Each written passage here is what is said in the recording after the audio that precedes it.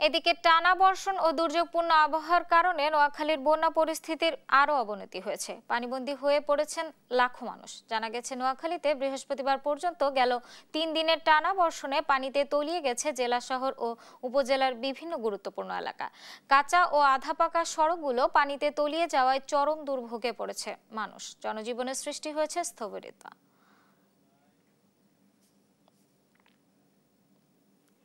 বন্যা পরিস্থিতির সর্বশেষ খবর জানাতে ফেনী ও নোয়াখালী থেকে সরাসরি যুক্ত হচ্ছেন সহকর্মী তোফায়েল আহমেদ নিলয় ও মাওলা সুজন। প্রথমে যাচ্ছি ফেনীতে। নিলয়, বন্যা পরিস্থিতির আপডেট কি? দুর্গতদের পরিস্থিতি কেমন, বিস্তারিত জানাবেন।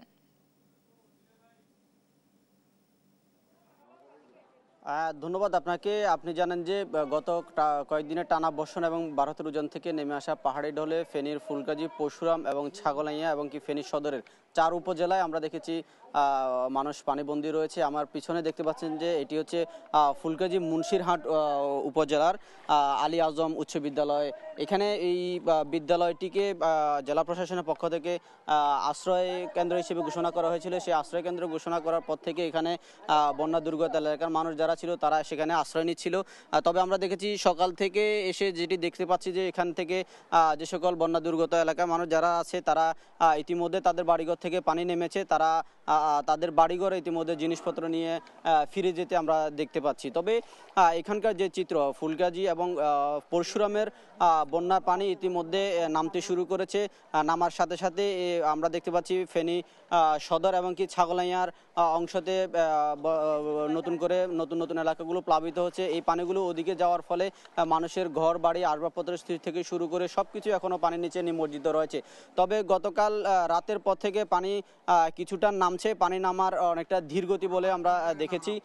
এর কারণ হচ্ছে মানুষের বিভিন্ন জায়গায় ঘরবাড়ি নির্মাণ করেছে। যত্রতত্র ঘরবাড়ি নির্মাণ কারণে পানির প্রবাহ অনেকটা ঠিক না থাকার কারণে কিন্তু এইসব পানিগুলো ধীরগতিতে নামছে বলে আমরা স্থানীয়দের কাছ থেকে জানতে পেরেছি। তবে আপনাকে বলে রাখি যে আমরা দেখেছি এই বন্যা দুর্গত এলাকায় ইতিমধ্যে প্রশাসনের পক্ষ থেকে নানান ধরনের উদ্যোগ গ্রহণ করা হয়েছে। এখানে সেনাবাহিনী, বিজিবি, পুলিশ সহ স্থানীয় প্রশাসনের বিভিন্ন নেতৃবৃন্দ যারা রয়েছে তারা এখানে কাজ করছে। তারা বন্যা দুর্গত একবারে রিমোট এরিয়া যারা রয়েছে তারা আটকা পড়েছে তাদেরকে উদ্ধার করছে। সেছাড়াও আমরা দেখেছি যে স্থানীয় প্রশাসনের মাধ্যমে তাদেরকে খাবার পৌঁছে দেওয়া হচ্ছে।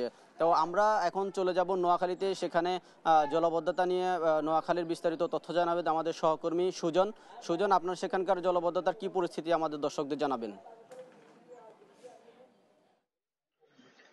নিলয়, আপনাকে ধন্যবাদ। আপনি ফেনীর পরিস্থিতির কথা বলছিলেন, তো আমি যদি এখন নোয়াখালীর কথা বলতে চাই, আসলে গত 3 দিনের ভারী বর্ষণের কারণে কিন্তু নোয়াখালীতে তীব্র জলাবদ্ধতার সৃষ্টি হয়েছে। নোয়াখালী 5টি উপজেলায় জলাবদ্ধতার কবলে পড়েছে বা কবলে পড়েছে। 5টি উপজেলায় প্রায় লক্ষাধিকের বেশি মানুষ পানিবন্দী অবস্থায় এখন রয়েছে। তো জেলা প্রশাসন সূত্রে যেটি জানতে পেরেছি, এ পর্যন্ত 40টি আশ্রয় কেন্দ্রে প্রায় 2000-এর মতো বেশি মানুষ আশ্রয় কেন্দ্রে রয়েছে। একই সাথে 29টি মেডিকেল টিম তাদের যে সেবা শুশ্রূষা বা তাদের যে চিকিৎসা সংক্রান্ত কাজে কাজ করছে, এবং একই সাথে যে প্রায় তাদের জন্য 500 মেট্রিক টন চাল বরাদ্দ করা হয়েছে এবং 18 লক্ষ টাকা তাদের জন্য জেলা প্রশাসন থেকে রয়েছে বলে জানা গেছে। তো পার্বণ, আপনাকে আরেকটি তথ্য জানিয়ে রাখতে চাই যে বৃহস্পতিবার দিবাগত রাত থেকে বৃষ্টি না হওয়ায় এবং সকাল থেকে নোয়াখালীতে মোটামুটি আবহাওয়া একটু যে ভালো থাকে, কিন্তু মানুষের মনে একটু স্বস্তি এসেছে। কিন্তু এই স্বস্তি তারা কিছুটা অনুভব করতে পারছেন না যে জলাবদ্ধতার কারণে সৃষ্ট যে জলাবদ্ধতা, গত 3 দিনের বৃষ্টিতে যে জলাবদ্ধতার সৃষ্টি হয়েছে, সেই জলাবদ্ধতার পানি কিন্তু একেবারেই নামছে না। তার নামলেও কিন্তু তা অত্যন্ত ধীরগতি। তো কারণ হিসেবে জানা গিয়েছে যে নোয়াখালীর যে আশপাশের যেসব ড্রেন নালা রয়েছে বা যেসব খাল রয়েছে সেগুলো ভরাট হয়ে যাওয়ায় এবং অবৈধ দখলে থাকায় কিন্তু এই জলাবদ্ধতার পানি নামছে না। তো আমি এখন এই বিষয়ে কথা বলবো জেলা শহরের বাসিন্দার কাছে। আমি তার কাছে জানতে চাইবো যে বৃষ্টি তো নেই, তো জলাবদ্ধতার কেমন আশা করছেন, জলাবদ্ধতা কমবে কিনা?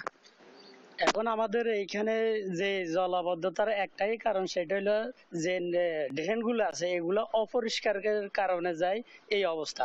দীর্ঘ 3টা বছর এগুলা সাফ করা হয় নাই। এখন বৃষ্টি নাই কিন্তু পানি বাড়তেছে, পানি নামার কোনো সুযোগ পাইতেছে না। এই কারণে যে এই পানিগুলো আস্তে আস্তে বাড়তেছে, মানুষ বসবাস করতে।